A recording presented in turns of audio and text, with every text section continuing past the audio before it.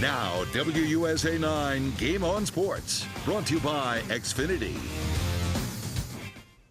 It may be Valentine's Day, but there was no love lost between 20th ranked Virginia Commonwealth and George Washington. Welcome to the Xfinity Center in College Park, and it's not Thursday, but here at Maryland it's all about the throwback. Welcome to Terrapin Timeout, your place for all the best insider stories on Maryland sports.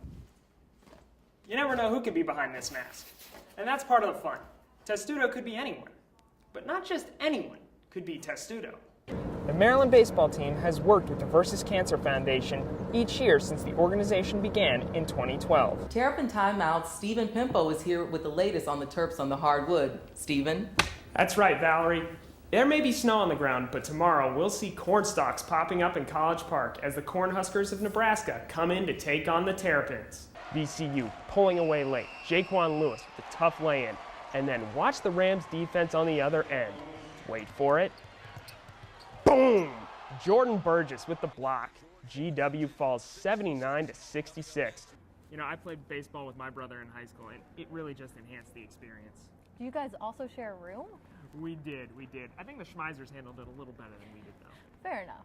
Last night, the Kansas City Royals faced off against the San Francisco Giants to try and tie things up in the World Series. The Terrapins, ranked 19th in the country, take on the Indiana Hoosiers, as you can see right behind me. Omar Infante. Going, gone. Royals win 7-2 and even the series with the Game 3 set for Friday. Been a tough stretch for GW. They've lost 3 of their last 4 and looking to right the ship today. Since 1999, the youth of the world have been coming out here to the Junior Tennis Champions Center to learn, train, and study, and bust their, from dusk till dawn. Well, Dave, big-time players make big-time plays in the Big Ten, and that's exactly what the Maryland Terrapins have been doing on the court this season, and missing even one practice would be the difference between first and second. Hopefully they get a new home court very soon. And that's going to do it for us here in College Park. For Terrapin Timeout, I'm Stephen Pimpo. And I'm Allie Kessel. Thanks for tuning in.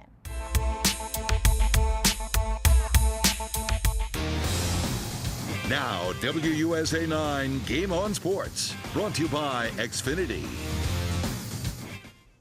It may be Valentine's Day, but there was no love lost between 20th ranked Virginia Commonwealth and George Washington. A few weeks ago, the Rams routed the Colonials by 24. Been a tough stretch for GW. They've lost 3 of their last 4 and looking to right the ship today. We go to GW, getting ready to roll in front of the Colonial Army.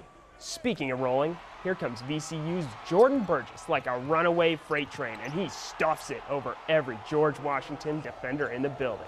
Tight game in the first half. Here's some good Colonial defense. Kevin Larson with the steal, and he finishes with a jam on the other end. Tie game at the half. VCU pulling away late. Jaquan Lewis with a tough lay-in, and then watch the Rams defense on the other end. Wait for it. Boom! Jordan Burgess with the block. GW falls 79-66. And here's Frank Hanrahan with more from the Smith Center. Well, it's hard to believe that for George Washington, a team that lost for the first time at home, they're very much on the NCAA bubble after a tough loss to VCU. I think Coach Lonergan's done a phenomenal job with this program. They only have one senior. Those guys are continuing to get better. So I think the future is really bright here, and they're having a good year. We had pretty bad losses this last couple games, but we got together, we talked.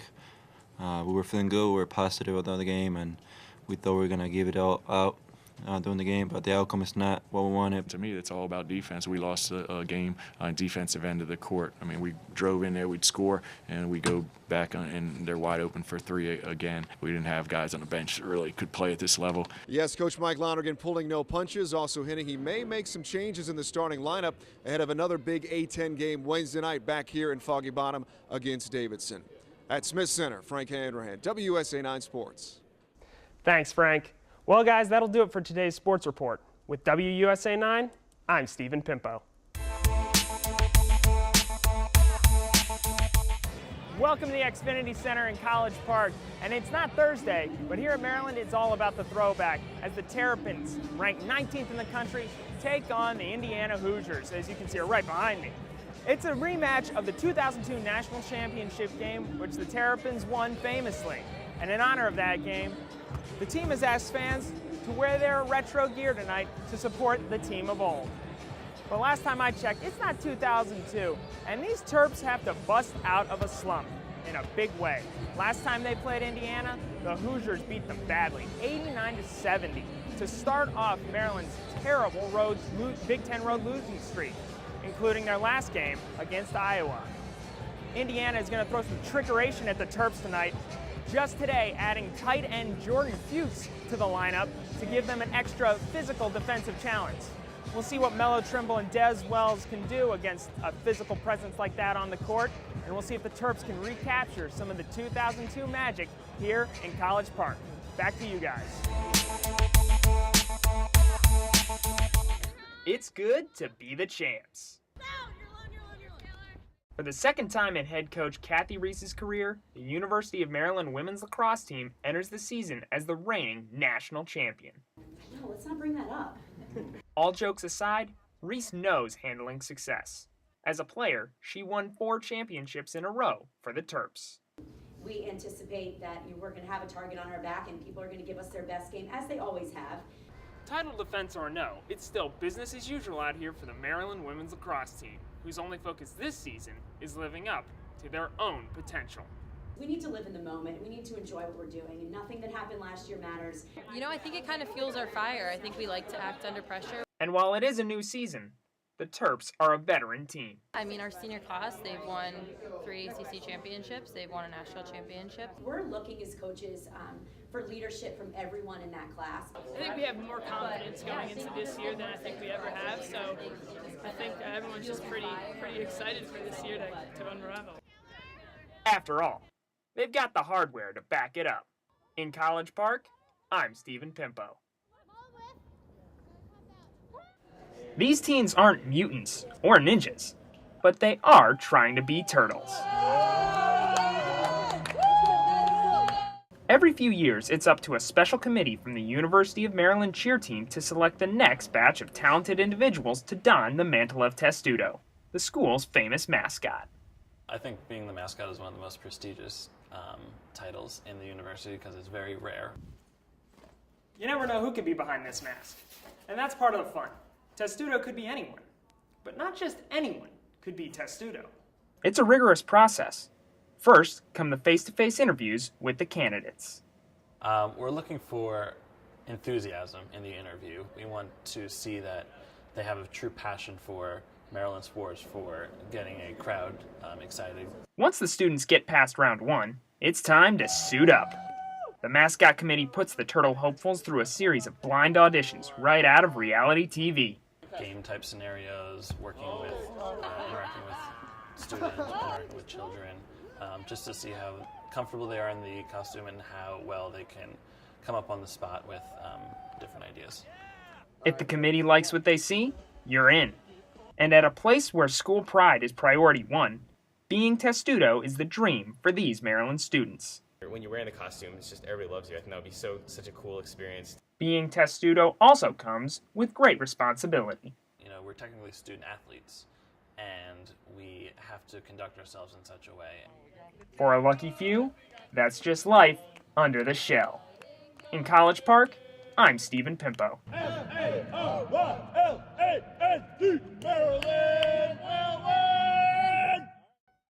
On Saturday, the Terps notched their second win over Georgia Tech in College Park. But it was off the field where they achieved their greater victory. The Maryland baseball team partnered with the Versus Cancer Foundation in an effort to raise money to help end childhood cancer. After the game, various players had their heads shaved in support of the foundation and the children they are trying to save. Pitcher Brady Kirkpatrick sees it as the least his team can do. It really shows how much we care and how much we recognize that these kids need the help and what they're going through on a day-to-day basis. You can't walk around and be seen with a shaved head and not get recognized. The Maryland baseball team has worked with the Versus Cancer Foundation each year since the organization began in 2012. The Terps were one of 20 NCAA teams to participate in the event this year. The team raised over $20,000 in support of the organization.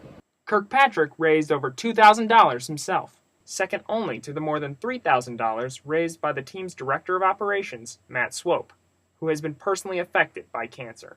My sister passed away of cancer in 2008, so for me, I've done a lot with the Leukemia and Lymphoma Society. I've done a lot with LLS, whether it's Cancer Walks or Man of the Year campaign. I really just want to get everybody involved, because if we're raising awareness as one, as together, the more it goes viral, the more powerful it's going to be. In College Park, I'm Stephen Pimpo. Competition in college football is no secret. Grueling practices and close games are what endear fans to the sport. The battle for the nation's top high school recruits is no different. For Maryland, like many schools, the recruiting trail starts at home. Over 40% of the 2014 Maryland roster consists of in-state players. It shows that you can stay home and still do well and still have a good college career. So, I mean, it helps a lot of recruiting, I would say. Keep kids to stay home. Diggs is one of those local products and is the Terps' consensus best player, nominated for multiple individual awards.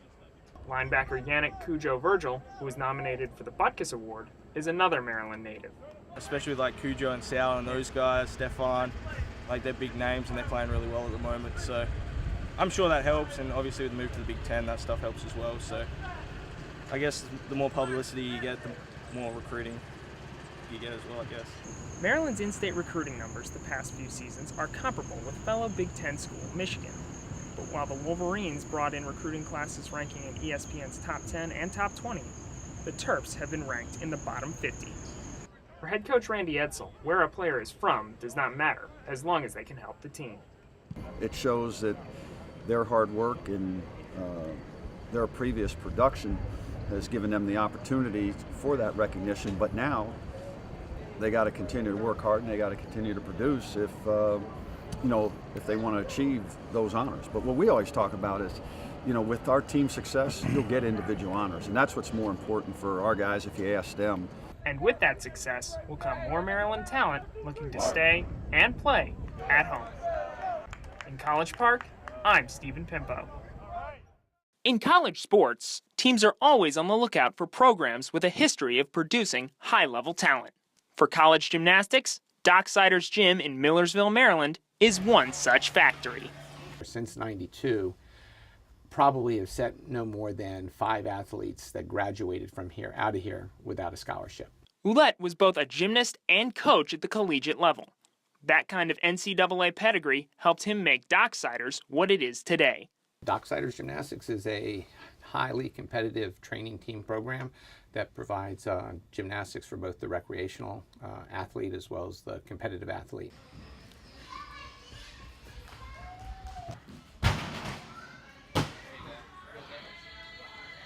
For those serious gymnasts, the training process starts early. Real early. I start looking at 18 months. If they stay in our program, we weed them out. 3 years old, 4 years old. We just take everybody that we feel has a lot of strength, flexibility. That level of scrutiny is one of the reasons Docksiders has sent gymnasts to such schools as Penn State, Brown, and Auburn. These gymnasts practice for up to 6 days a week for as many as 4 hours each day. And missing even one practice would be the difference between first and second. It's that kind of dedication that earned Docksiders alum Alex Zoyce a spot on the gymnastics team at George Washington University. I'm really excited that I got the opportunity to work with Bob, and because it was one of my dreams. I really wanted to do it in college, and he helped me get there, so it was awesome. Zoyce is the 72nd scholarship gymnast produced by Docksiders in the Ouellette era. But don't let numbers fool you. Becoming a college gymnast still requires intense levels of passion and commitment. You have to be really sharp on your skills, and it's like being the best pianist out there in the world. If you don't practice every day, you make mistakes. This is literally my second home because I was here almost every day since I was 5 years old. So if you ever pay this Maryland gym a visit, chances are you're looking at the future of NCAA gymnastics. In Millersville, I'm Stephen Pimpo.